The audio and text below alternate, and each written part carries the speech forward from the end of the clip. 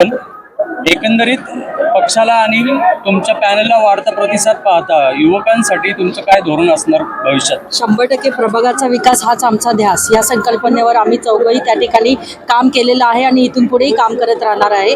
विकासाच्या धर्तीवर आम्ही या ठिकाणी मतं मागत आहोत, तर लोक आम्हाला प्रचंड प्रमाणात साथ देतील आणि तरुणांच्या रोजगारासाठी सदैव आम्ही कार्यरत राहिलेलो आहोत आणि इथून पुढे राहणार आहोत। वेगवेगळे रोजगार निर्मिती करून देणं, रोजगार मेळाव्याच्या माध्यमातून त्यांना रोजगाराच्या कंपन्यांना त्यांच्या दारापर्यंत आणणं, हे देखील आम्ही यापुढे संकल्प करणार आहोत। एकीकडे आपण विकास काम केलेलं आहे आणि विकास कामाच्या जोरावरती आपल्याला जनता आपल्या संघ जोडल्या गेलेल्या आहेत, मात्र भाजपा तुमच्यावरती आरोप करतात, कसं वाटतं? हा सगळा विकास मी हातात बांगड्या घालूनच केलाय।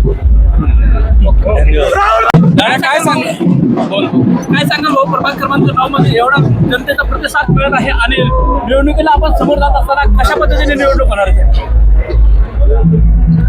प्रभाग क्रमांक 9 मध्ये आज आमची मासुकर कॉलनी, आजबेरा, उद्यमनगर या भागात पदयात्रा आहे आणि सगळीकडे खूप मोठा प्रतिसाद आहे। नागरिक मतदार आमच्या बाजूने मोठ्या संख्येने आहेत, तर येणारा निकाल हा 100% आमच्या पॅनलच्या बाजूने बहुमताने होणार।